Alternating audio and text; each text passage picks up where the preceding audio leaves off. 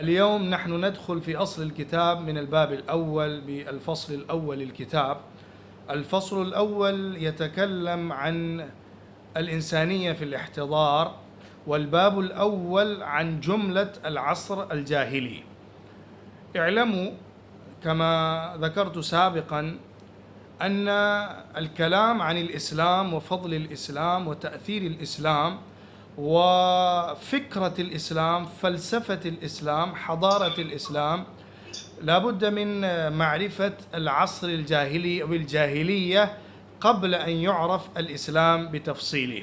لذلك المصنف يذكر الجاهلية والعصر الجاهلي قبل أن يتكلم عن الإسلام وعن العصر المعاصر. فالجاهلية بأصولها وبخصائصها وبميزاتها وبآثارها لا تتغير، إلا أن الأشكال للجاهلية تتغير. فإن معرفة الجاهلية الأصيلة الصميمة تشرح للإنسان الجاهليات المختلفة في العصور المختلفة. فإن المصنف يتكلم عن الجاهلية للعصر النبوي في زمن النبي صلى الله عليه وسلم، كيف كانت الجاهلية للعالم المعاصر للنبي عليه الصلاة والسلام، حتى نعرف فضل الإسلام على العالم نتيجة بعثة محمد صلى الله عليه وسلم.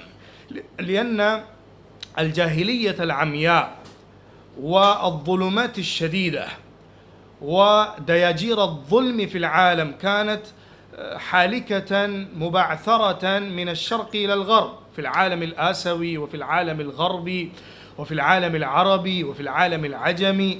فإن المصنف لما كان يتكلم عن العصر الجاهلي فإنه استعرض هذا الموضوع استعراضا دقيقا، فأخذ من الحضارات الكبرى أحوالها وأوضاعها واجتماعها ونماذج حياتها، كما أخذ من القارات الكبرى للعالم المعاصر المعروفة في عصر النبي صلى الله عليه وسلم من الجانب الديني والجانب الخلقي والاجتماعي والجانب السياسي والجانب الاقتصادي. ففي الباب الأول نتكلم عن الجانب الديني والجانب الاجتماعي أو الخلقي، ثم في الفصل الثاني من الباب الأول نتكلم عن الجانب السياسي والجانب الاقتصادي للعالم المعاصر للنبي صلى الله عليه وسلم.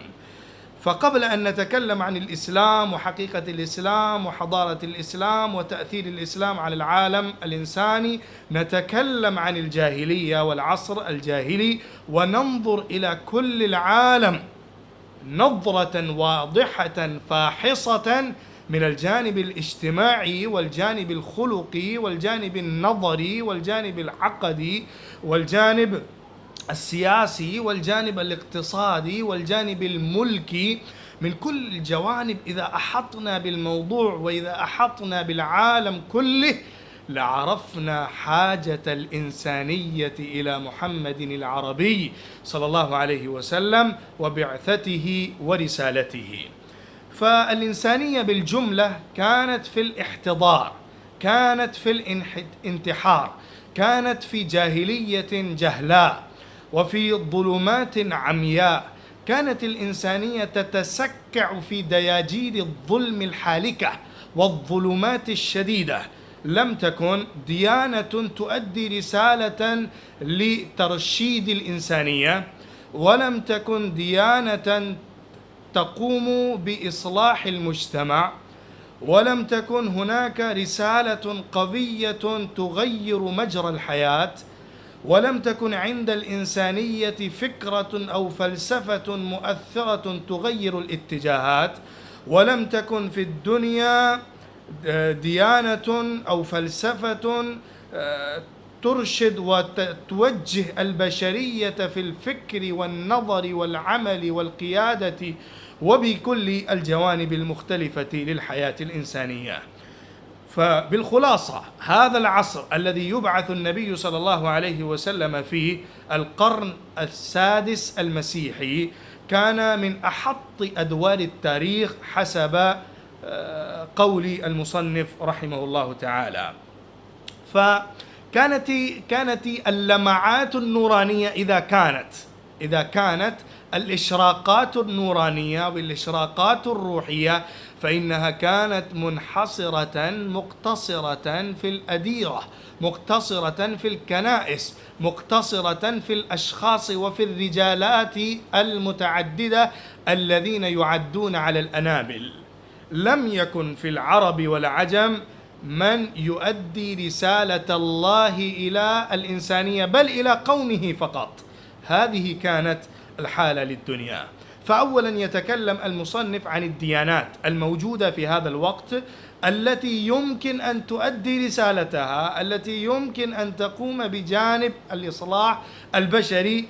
فإنه يتكلم عن المسيحية أولا. فالمسيحية كما تعلمون لسنا بصدد المطالعة المقارنة للديانة المسيحية مع الإسلام ومع الديانات الأخرى، لكننا في هذا الصدد نتكلم عن الديانة المسيحية بمزاجها الديني وبرسالتها وبفلسفتها وبحضارتها أو ثقافتها وبمدى تأثيرها على البشرية بفلسفتها في عصر النبي صلى الله عليه وسلم. فإن الديانة المسيحية قد طمست ببولس كما أنتم تعرفون بعد عيسى عليه الصلاة والسلام قريبا. ثم في القرن الثالث جاء الملك الرومي قسطنطين الذي جعل المدينة القسطنطينية التي نحن نعلمها اليوم بإسطنبول. هو الرجل الملك الرومي الذي تبنى الديانة المسيحية، فهو أيضا كان من محرف الديانة المسيحية، حرف الديانة بعد بولس، لأن الديانة المسيحية صارت بعد قسطنطين ديانة يعني حكومية رسمية رمزية، فقدت روحها وإصلاح البشرية ويعني الرهبانية، وفقدت ما في هذه الديانة من الجانب العزوف عن الدنيا.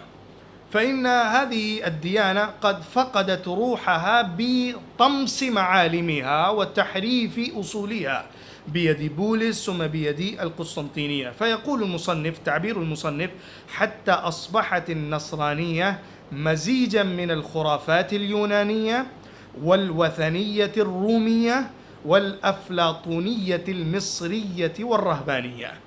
افهموا هذه العبارات الدقيقة التي تدل على تاريخ هذه الديانة. بعد القرن الثالث سوف نتكلم عن قسطنطين وعن تغير أحوال الديانة المسيحية بعد أن تبنى قسطنطين هذه الديانة كديانة رسمية للحكومة الرومية في الباب العصر الأوروبي. سوف نتكلم عن ذلك بالتفصيل فيه إن شاء الله. وهنا نتكلم فقط بالخلاصة أن هذه الديانة المسيحية بعد هذه التحولات من التحريف والتبديل لم تبق ديانة مؤثرة تؤدي رسالة الإصلاح البشري من الله سبحانه وتعالى، فإنها صارت خرافات، ترهات، خزعبلات، وثنيات، عبادات للأصنام والآلهة، أوهام. لم تكن في هذه الديانة قوة تغير مجرى الحياة. ثم ترى أن الحروب التي وقعت في أصحاب الديانة المسيحية من أصحاب روما وأصحاب مصر، من أصحاب المسيحيين الشاميين والمسيحيين القبطيين المصريين، كانت شديدة. الحروب كانت يعني فوق التصور، فوق الخيال. الحروب لم تكن حروبا كلامية فقط، بل صارت حروبا بالأيدي والأسلحة، حروبا مدمرة، حروبا ضروسا. ويقول المصنف: حولت هذه الحروب المدارس والكنائس والبيوت معسكرات دينية متنافسة، وأقحمت البلاد في حرب أهلية.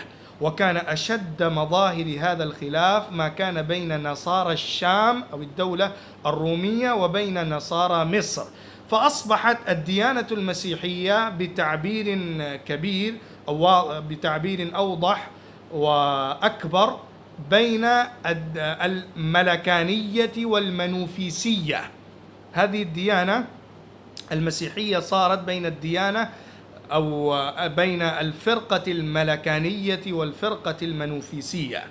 فكانت الملكانية التي كانت في الروم وكانت في نصارى الشام، هذه الفكرة كانت لعقيدة ازدواج طبيعة المسيح عيسى عليه الصلاة والسلام. كان عيسى عليه الصلاة والسلام طبيعته ممزوجة بين البشرية وبين الإلهية، كان بشرا وكان إلها معا. وثم الفرقة الثانية للنصارى فرقة نصارى مصر والأقباط، إنهم كانوا منوفيسيين، وهذه الفرقة تدعي أن للسيد مسيح طبيعة واحدة، لكنه يعني تقمصت البشرية وتلاشت فيها طبيعة البشرية.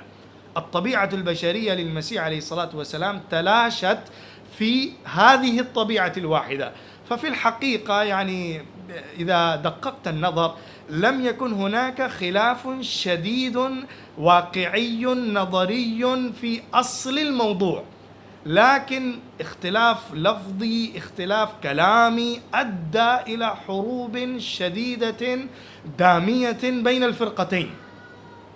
ثم بعد أن جاء هرقل في زمن النبي صلى الله عليه وسلم، هرقل لما جاء في القرن السابع فإنه انتصر وغلب على الفرس الذي ذكره الله سبحانه وتعالى في بداية سورة الروم.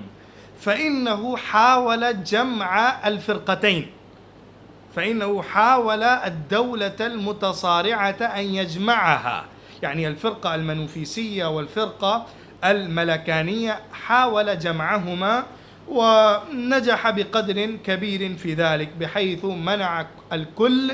منع الجميع من اتخاذ رأيه الفردي المختلف عن الآخر. فإنه في الحقيقة صنع فرقة جديدة أو فلسفة مسيحية جديدة التي تسمى المذهب المنوثيلي، الملكاني والمنوفيسي. بعد ذلك جاء هرقل في القرن السابع وجمع بينهما وعرف المذهب المنوثيلي كمذهب رسمي للدولة. ولكن الأقباط الذين كانوا منوفيسيين هم لم يقبلوا هذا وخالفوا ذلك.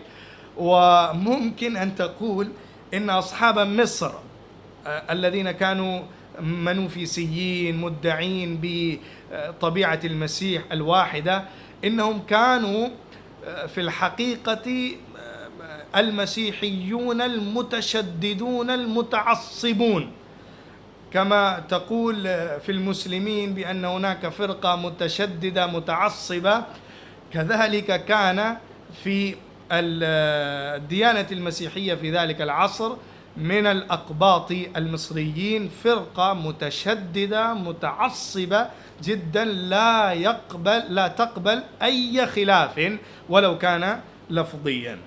نتيجة لهذه الحروب الاجتماعية، هذه الحروب الدينية التي وقعت بين أصحاب الفرق المسيحية المختلفة، انحلت الخلق وانحلت المعايير الاجتماعية، ونتيجة لذلك حدث القلق الاقتصادي الشديد.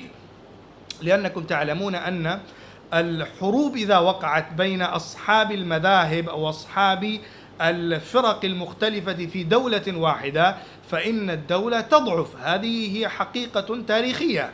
فنتيجة لهذه الحروب التي وقعت بين أصحاب الفرق المختلفة للديانة المسيحية وقع الانحلال الاجتماعي والقلق الاقتصادي. في الجانب الاجتماعي كان هناك يعني ضعف وتضعضع ويعني وخلل في الاجتماعية وفي المعايير الخلقية، وكذلك كان هناك أثر كبير على اقتصاد الدولة. فإن الدولة الرومية التي كانت في روما ويأتي تحتها الشام، ودخلت في هذه الدولة الإمبراطورية الرومية مصر والحبشة. فإن مصر دولة تعيسة منكوبة شقية، لأن الدولة الرومية الإمبراطورية الرومية الحكام الروميون كانوا يعني يظلمون على أصحاب مصر، فإنها كانت فرقة مختلفة عن الدولة الرومية.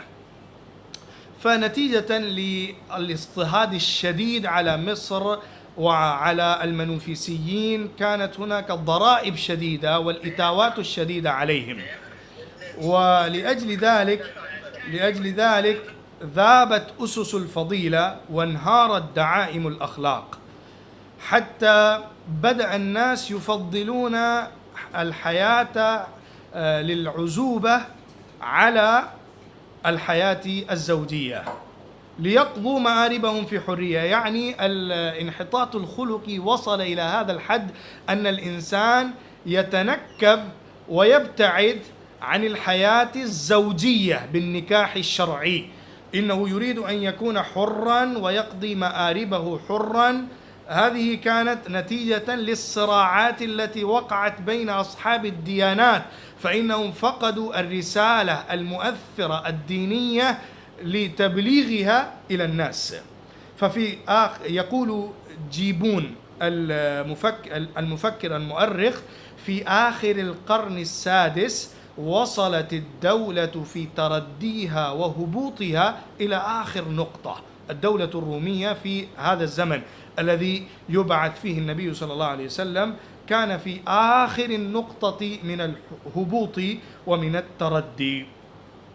وكما ذكرت إن مصر كانت في هذه الدولة دولة رومية يعني مضطهدة جدا ديانة واقتصادا، لأن هذه كانت فرقة أقلية في الدولة الرومية، فإنها كانت مضطهدة دينيا، مضطهدة نظريا، مضطهدة فلسفيا وفكريا. وكذلك كانت هذه الفرقة وهذه البلاد مضطهدة اقتصاديا، فإنها كانت ناقة حلوبا، فإنها كانت تعطي لكل الدولة الرومية الضمان من أرضها والخراج من أرضها، وكانت الضرائب شديدة على مصر، غير أن الحقوق للحرية والحياة الحرية كانت قصيرة وقليلة جدا لهؤلاء. فإنها تجرعت من المرائر في 10 سنين ما ذاقته أوروبا في عهد التفتيش الديني في عقود من السنين. يقول المصنف: لما جاء هرقل وغير المذهب، ثم كان هناك في القرن السادس في آخر القرن وفي بداية القرن السابع اضطهاد شديد على دولة مصر، ففي وقت قليل كان الاضطهاد على مصر فوق ما كان الاضطهاد في كل أوروبا على المتنورين. سوف نتكلم عن المتنورين وعهد التنوير وتحول أوروبا من عهد الظلام إلى عهد النور في باب العصر الأوروبي. على كل حال كانت مصر في أحط دور في هذه الدولة الرومية، وكانت الحبشة جارة مصر مثل مصر، لأنها كانت تبعة لمصر في الديانة وتبعة لمصر في الفكر المذهبي، وكذلك كانت الأحوال والأوضاع في الحبشة مثل الأوضاع الاقتصادية الشديدة الحياة والعيشة الضنكة في مصر. ثم يتكلم المصنف عن الأمم الأوروبية الشمالية الغربية. بعد أن تكلم عن المسيحية في الدولة الكبيرة التي كانت تعرف بدولة الدولة الرومية، يتكلم عن الدولة الشمالية الأوروبية. وهذه الدول التي تعد في نورث إيسترن يوروب الشمالية الغربية، تأتي فيها بريطانيا، فرنسا، ألمانيا، أستراليا. هذه الدول تأتي في نورثن إيسترن يوروب. فهذه الدول التي تعرف اليوم كالدول الكبرى الراقية الزاهية الكبيرة، فإن هذه الدول كانت تتسكع في ظلام الجهل المطبق، وكانت الأمية فاشية، وكانت الجهالة سائدة في كل الدول.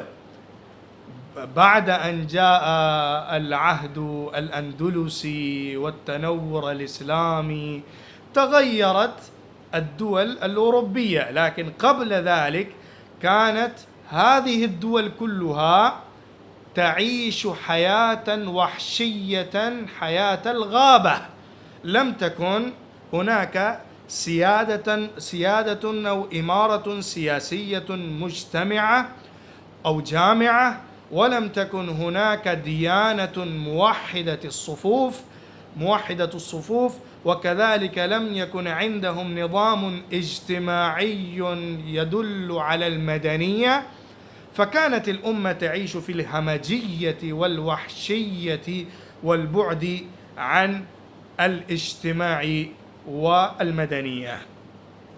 فإنه لم تكن في كل أوروبا أمارات الوحدة والنظام. من جانب ديني كانت وليدة النصرانية، يعني النصرانية بلغت إلى هذه الدول من بلاد الشام ومن بلاد الروم في عصر القرن السادس. ولكن من جانب خلقي ومن جانب اجتماعي ومن جانب سياسي كانت هذه الدول بعيدة جدا عن كل التحضر وعن كل التمدن.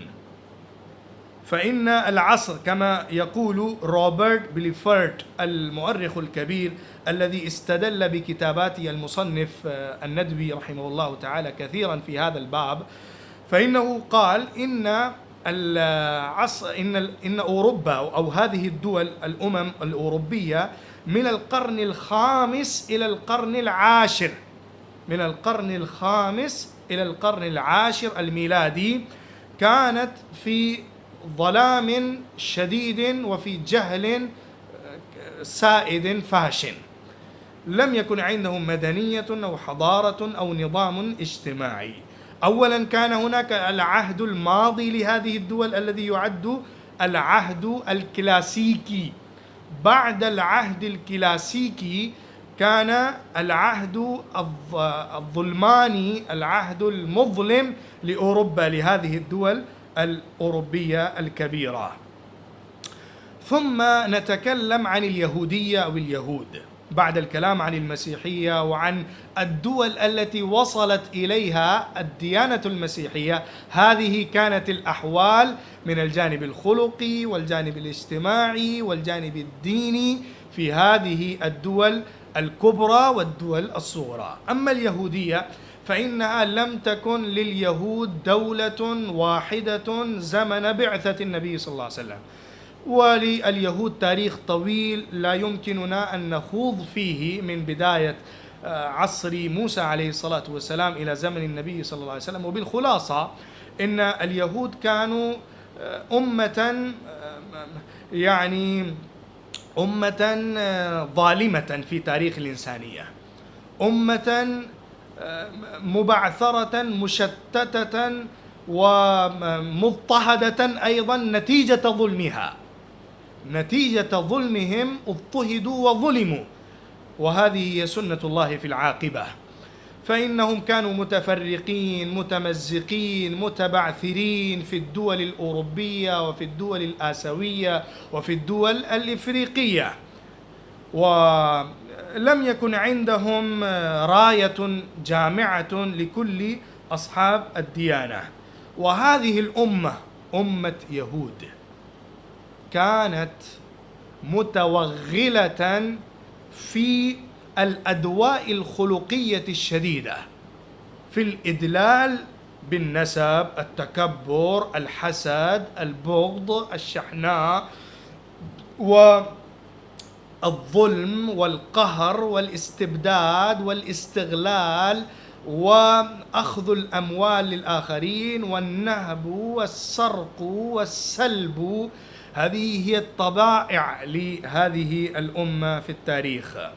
الجشع والشهوة وطاعات الربا والكبرياء القومية والنخوة القومية كانت شديدة في كل أصحاب هذه الديانة. ثم وقعت الحروب الشديدة بين المسيحيين وبين اليهود. بين المسيحيين وبين اليهود كانت الحروب شديدة، وهذا واقع تاريخي كبير لا ينساه أحد. فإن اليهود كانوا في أقلية في الدولة الرومية، وكانوا في الدولة الفارسية التي تشاطر الروم في الحضارة العالمية. فإن اليهود كانوا في فارس مع المجوسيين، وكانوا أشداء على المسيحيين حتى يساعدون ويساندون الفرس على النصارى، غير أن النصارى كانوا من أصحابهم، كانوا من بني إسرائيل وكانوا من إخوانهم وكانوا من أصحاب الديانة السماوية، لكن بسبب شدة الحروب والمعركة الدامية بين اليهودية والنصرانية إنهم لا يتخلفون عن نصر الفرس على الروم وعلى المسيحيين. ولأجل ذلك كانوا يقومون ضد المسيحية بكل قض وقضيض وحد وحديد، وبكل قوة ممكنة لهم من بلبلة النظام السياسي في هذه الدول، ومن تحريض وتحفيز وتحريش الدول الأخرى ضد دول المسيحيين. نتيجة لهذه الحروب بين اليهود والنصارى لقد وصل الأمر إلى القساوة والضراوة بالدم الإنساني وتحين الفرص للنكاية في العدو. ولأجل ذلك لم تبقى عند اليهود أيضا رسالة موحدة الصفوف، رسالة تجمع البشرية على أسس خلقية، لأنها فقدت الخلق، لأنها فقدت التبليغ الديني. فقط كان هناك تحين الفرص للظلم على المسيحيين. ولأجل ذلك اليهود أيضا لم يبقوا أهلا لأداء رسالة سماوية إلى البشرية كلها.